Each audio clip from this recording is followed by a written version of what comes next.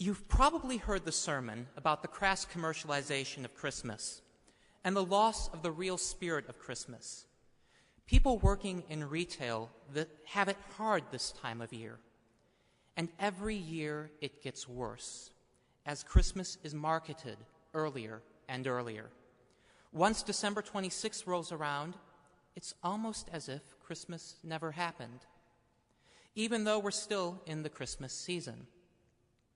But after Christmas Eve, the season ceases being marketable, and we are pressured to get on with our lives, reminded time and again that if something doesn't make money, it doesn't have value. You may have also heard the sermon, usually delivered in churches around this time of year, about the need to keep the spirit of Christmas in our hearts the whole year through. We hear talk of peace on earth and goodwill towards all, the need for good Christian charity, celebrating random acts of kindness, as though kindness is something that is or should ever be subject to random chance. We're left feeling a little bit better about ourselves for a while, but without much substance. And again, we soon find ourselves back in ordinary time. Christmas becomes a happy or bittersweet memory, soon forgotten. As we heard in the modern testimony, once again, as in previous years, we have seen the actual vision and failed to do more than entertain it as an agreeable possibility. Once again, we have sent him away, begging, though, to remain his disobedient servant, the promising child who cannot keep his word for long. Have we really seen the actual vision? Have we taken the time to see it? Seeing visions sounds dangerous and impractical, like something disconnected from reality, or something someone indulges to escape the harshness of real life. Imagination and fantasy are often so quickly dismissed as childish. Our society tends to associate such things with stereotypical images of lazy daydreamers and bookworms. It's only when they are able to market such things that it is considered of value. And to anyone who knows me, I'm sure it would come as no surprise that I reject such reasoning. This year, I had the good fortune to learn about the spiritual exercises of Ignatius of Loyola. The story of Ignatius's life is fantastic and well worth reading his autobiography. As an imaginative young man in 16th century Spain, he was taken in by stories of adventure. He became a soldier in the town of Pamplona, where he would soon have an unfortunate run-in with a cannonball. After 2 surgeries without anesthetic, and after nearly dying from an infection, he was restless. During his 6-month recovery, he asked his caregiver for novels to read, but all she was able to find was The Life of Christ and a collection of stories of the saints. And something shifted in his desires as he read them. He began to imagine himself emulating the saints and devoting his life to God. In his autobiography, he writes in the third person, "When he thought of worldly matters, he found much delight, but after growing weary and dismissing them, he found that he was dry and unhappy. But when he thought of imitating the saints in all the austerities they practice, he not only found consolation in these thoughts, but even after they had left him, he remained happy and joyful." Ignatius discovered the real value of human imagination. It reveals to us our deepest desires and connects us to something greater than ourselves. The spiritual exercises are meditative practices usually done over the course of a 4-week retreat, often done to help in the process of discernment in making important life decisions. The meditations focus on creation, human nature and sin, the incarnation as understood in the Christian tradition, the teachings of Jesus, and the Passion narrative. It is a type of Lectio Divina, a method of reading the Scriptures prayerfully.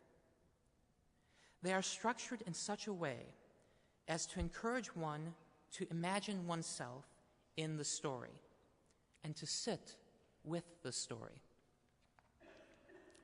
By imagining ourselves in such stories, we are connecting to our cultural memories on a deep level. We heard 2 versions of the Great Commission today. The account from the Gospel of Matthew is close to our own history. We see those words every Sunday in this meeting room.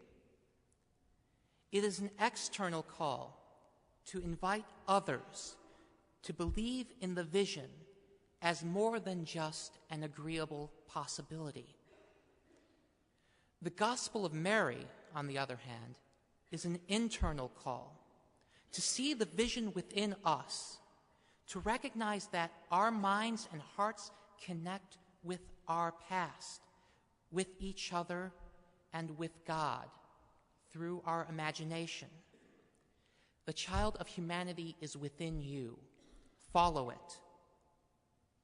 The child of humanity is a phrase used by the translators of the New Testament to refer to the Son of Man. Some may reject such wordplay as political correctness run amok. I see it as a reimagining of Christ that isn't obsessed with the physical gender of Jesus, an obsession that has hurt the church for far too long. We might think of Matthew's commission as religious and Mary's as spiritual. Mary seems much more personal and individual, while Matthew's is about being socially engaged with others. But both are inseparable. There's a trend in modern spiritual thought to be spiritual but not religious. Where religion is dumped with all the negative qualities of religious history, and spirituality is elevated above the quagmire and becomes about the spiritual freedom of the individual, the direct connection to God, and the priesthood of all believers.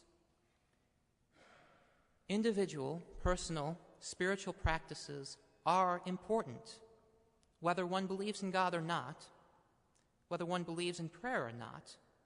Spiritual self-care can take the form of quiet meditation, walks in nature, or just taking a moment to be in the moment.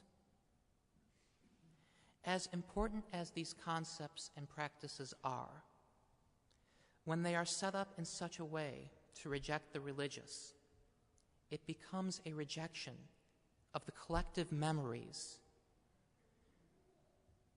of countless others who have gone before us. Imagination divorced from memory and community becomes self-serving. It forgets our common humanity, our nature as social creatures. It becomes a sort of spiritual capitalism where our experiences of the divine, the conceptions of God, are hoarded without some kind of community engagement. The understanding of God is cast in the individual's own image, creating an idol out of that understanding. It also can abridge the great commandment by loving God while neglecting neighbor. This is why, when the spiritual exercises are done, they are done under the supervision of a spiritual director, a counselor who listens to the reflections and experiences of the practitioner and offers guidance. It is important to have others to share in the experiences, the understandings, the stories, and the visions. Envisioning the past in this way, both individually and collectively, we find another way of remembering the future. Engaging our imaginations can be one of the most revolutionary, life-changing, and world-changing abilities we have. It makes keeping the vision in our hearts and minds the whole year through a real possibility. We begin to see the world differently. We find our way back to joy in our ordinary time. We might even find the grace to love all our relatives. Take the time again to see the vision. Try to make it a daily ritual, to encounter the presence of the divine in everyday life, to see the image of God in every face. The kingdom of heaven is at hand because it is within you.